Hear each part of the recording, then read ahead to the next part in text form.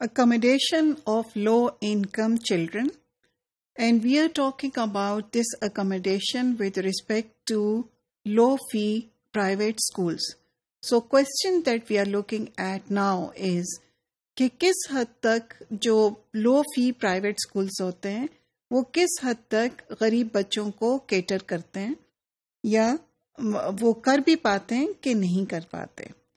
Well, the data from these 6 countries showed that the children who were coming over here were from very poor families and they were very much there. اس کی وجہ یہ تھی کہ ان کی tuition face جو کم تھی. That was one thing. The second thing was کہ ان کی فیس جو تھیں کئی دفعہ سبسیڈائز تھیں. تو پرائیویٹ اسکولس کے اندر بھی کئی دفعہ وہ ان بچوں سے فیس نہیں لیتے تھے جو کہ بہت زیادہ غریب تھے، اور کئی دفعہ گورنمنٹ ان کو سبسڈی اس قسم کی دے رہی تھی ان ملکوں میں کہ وہ بچے جو تھے وہ ان اسکولس میں آ سکتے تھے. However, there was an exception of some private schools in Punjab جس کے اندر وہ جو بالکل پورسٹ پاپولیشن ہے اس کو وہ ٹچ نہیں کر پا رہے تھے کیونکہ گورنمنٹ کی وہاں پہ ان کو یہاں پہ سبسڈی بھی نہیں تھی، اور ان کی face although it was less, yes, yet it was not low enough for the people to sort of settle in. اس کی وجہ یہ ہوتی ہے کہ کئی دفعہ یہ جو اسکولس بنتے ہیں یہ ان جگہوں پہ بنتے ہیں جو تھوڑے سے ویلدیئر ہوں جہاں پہ لوگ ان کی فیس کو افورڈ کر سکیں. تو ایک بزنس کا پہلو اس میں کئی دفعہ ہوتا ہے، تو وہاں پہ یہ مسئلہ آتا ہے. پھر اگر ہم یہ کہیں کہ اس کا مطلب یہ ہے کہ یہ پرائیویٹ جو لو فی اسکولس ہیں، جن کی فیس بہت کم ہے، وہ private schools they do not reach the most in need. جو سب سے پورسٹ پاپولیشنس ہیں ان کو ریچ آؤٹ نہیں کر پاتے، اور یہی ایک پاپولیشن ہے، یہی ایک آرگیومنٹ ہے جو کہ ان کے خلاف جاتا ہے. Well, research shows کہ most of the times وہ بہت غریب بچوں کو وہ کیٹر کرتے ہیں. However, it happens that کہ in some cases ایسا نہیں ہوتا، اور وہ ان کیسز میں نہیں ہوتا جبکہ گورنمنٹ کی کوئی سبسڈی یا پھر کوئی اسکالرشپس جب آپ بچوں کو دیتے ہو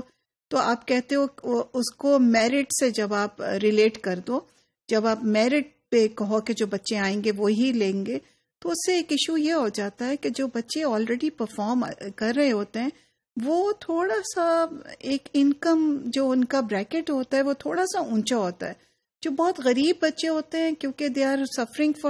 from so many disadvantages, ان کے گھر میں کھانا نہیں ہے، ایجوکیٹڈ پیرنٹس نہیں ہیں، اور ان کے پر کام کرنے کا بھی بوجھ ہے. تو اگر آپ میرٹ پہ دینا بھی چاہو، ایکیڈیمک میرٹ پہ بھی، تو اس میں آپ وہ بچے رہ جاتے ہیں جو بہت غریب گھرانوں سے ہوتے ہیں. So there are several ways in which the government tries, کہ مختلف گورنمنٹس ٹرائی کرتی ہیں اور وہ ماڈلس یوز کرتی ہیں کہ ان کا